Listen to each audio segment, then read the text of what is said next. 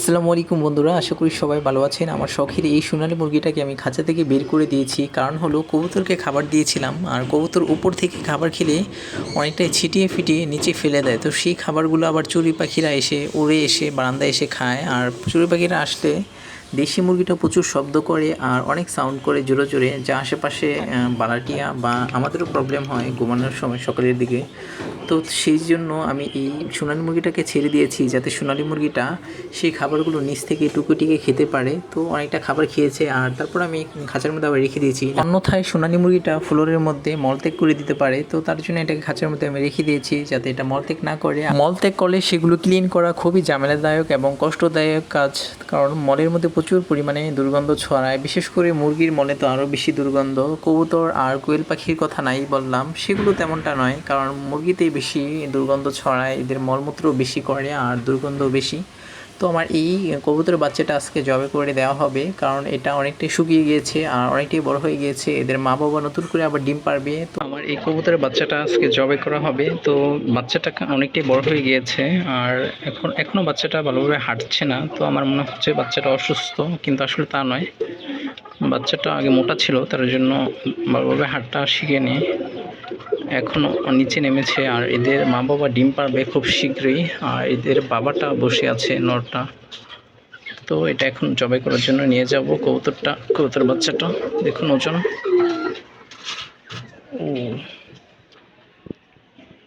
ও প্রচুর বৃষ্টি আজকে।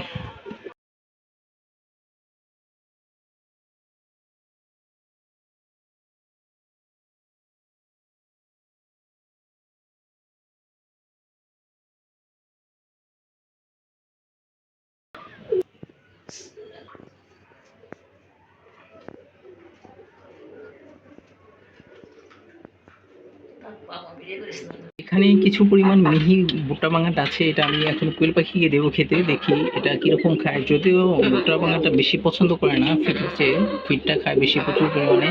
তারপরও ভুট্টা বাঙাটা দিলে মানে শরীরে ওজন এসে পড়বে। তারপরও দেখি কিরকম খায়। তো দেওয়া শুরু করি। এখানে দেওয়া লাগবে। মাই গড,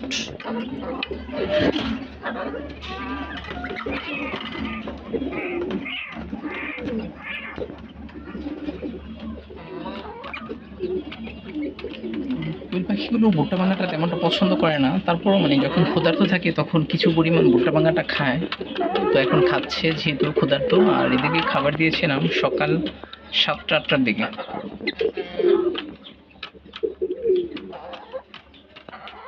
আর এই মুরগিটা আজকে ডিম পাড়ার সম্ভাবনা আছে, কারণ সকালে প্রচুর চিৎকার চেঁচামেচি করেছে মুরগিটা। যেদিন ডিম পাড়ার সময় এসে তখনই সকাল দিকে এরকম চেঁচামেচি করে।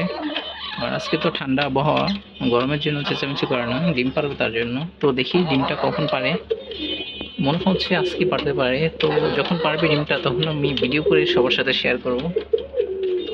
কালো মুরগিটা এখন বেশ পরিমাণ খাবার খায়। তো কালো মুরগিটা ডিম পারবে 10-11 দিনের মধ্যে। এই যে অনেকটাই কোয়েল পাখি খাচ্ছে, কত সুন্দর করে খাচ্ছে কোয়েল পাখি। এই যে লাফ দিতে চায় কিভাবে। তো আমার একটা কোয়েল পাখি আছে, এটা খাবার দিলেই আমাকে ঠুকুর দিতে চায় মুরগির মতো। প্রত্যেক অবশ্য মুরগি যেমন বাচ্চা নিলে বা ডিম দললে ঠুকুর দেয়, ঠিক তেমনি যখন কোয়েল পাখিকে খাবার দিই তখন কোয়েল পাখি একটা ঠুকুর দিতে আসে, বিশেষ করে নর কোয়েল পাখি একটা। আর মাদিগুলো ঠুকুর দেয় না, মাদি তো একটাই আছে। তো একটু পর আমি কোয়েল পাখিগুলো হাতে নিয়ে দেখাবো এদের ওজন কিরকম হয়েছে। এরা খুব শীঘ্রই ডিম পারবে আমার মনে হচ্ছে, কারণ অনেকটাই ওজন হয়ে গিয়েছে মাশাআল্লাহ। তো আশা করা যায় 1 সপ্তাহের মধ্যেই ডিম পাড়ার সম্ভাবনা আছে। তো আপনারা জানাবেন যে আমার কোয়েল পাখি কি ডিম পাড়ার মতো বয়স হয়েছে কিনা, বা এদের শারীরিক গঠন বা কোয়েল পাখি দেখে বুঝতে পারেন কিনা ডিম পারবে নাকি। এই যে নর কোয়েলটা কিভাবে খাচ্ছে। আর একটা জিনিস খেয়াল করলাম, এইমাত্র কোয়েল পাখিকে বা মুরগিকে যখন এই ভুট্টা ভাঙাটা খেতে দিই গুঁড়োটা, তখন এরা খক খক করে কাশি দেয়, মানে গলায় আটকে পড়ে যায় নাকি তার জন্য। মুরগিটা অনেক আগে থেকে এরকম কক কক শব্দ করে, আর আজকে এই কোয়েল পাখি নরটা এরকম শব্দ করে, কিন্তু ওই কোয়েল পাখিগুলো এরকম শব্দ করতে দেখিনি। এটা কি হয়েছে কে জানি, নাকি কোয়েল পাখিটা ঠান্ডা লেগেছে। তো এইরকম সমস্যা কি জন্য হয়েছে জানাবেন প্লিজ আমাকে। আমি অভিজ্ঞতা নেই কোয়েল পাখি ঠান্ডা লাগলে কিরকম হয় বা কিরকম করে, এর লক্ষণ কি। নরকোয়েলটা খাচ্ছে কারণ এটা প্রচুর ক্ষুধার্ত, তো খাক সুন্দরভাবে। এখন একটা আমি পাখি ধরে দেখাবো, দেখে ওজনটা কেমন এসেছে। এই যে শোনো, এই যে এটা হলো মাদি কোয়েল পাখিটা। ও ও ও ও ও, দেখুন মাদি কোয়েল পাখিটা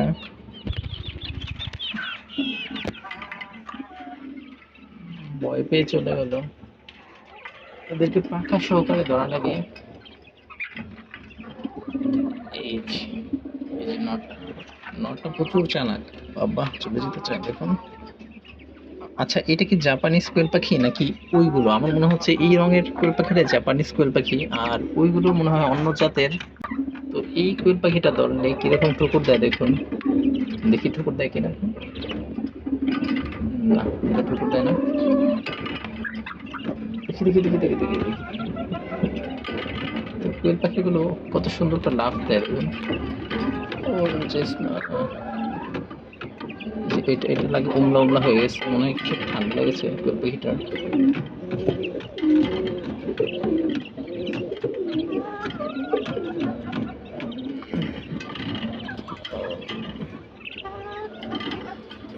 এই যে মাদি কোয়েল পাখিটা,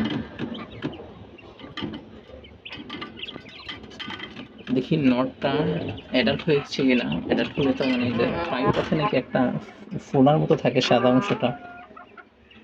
তো আমি ভিডিওটা ভালোভাবে দেখাতে পাচ্ছি না, যেহেতু এক হাত দিয়ে কোয়েল পাখি ধরছি আর এক হাত দিয়ে মোবাইল। তো আমি এটার বায়ুপ্রচার চেক করছি আর একটু মানে টিপ দিলাম, দেখি সাদা কিছু বের হয় কিনা। তা আসলে এখনো অ্যাডাল্ট হয়নি কোয়েল পাখিটা, এটার বয়স আরো দেখুন, আরো সময় লাগবে অ্যাডাল্ট হতে। কতদিন অ্যাডাল্ট হয় জানা নেই। ওই দিন আমি একজনের ভিডিওতে কমেন্ট করেছিলাম, উনি বলছে 50 দিনের। তো বন্ধুরা আজকের ভিডিওটা এই পর্যন্তই। আমার ভিডিও যদি ভালো লাগে তাহলে একটা লাইক কমেন্ট আর শেয়ার করলে আরো বেশি খুশি হব।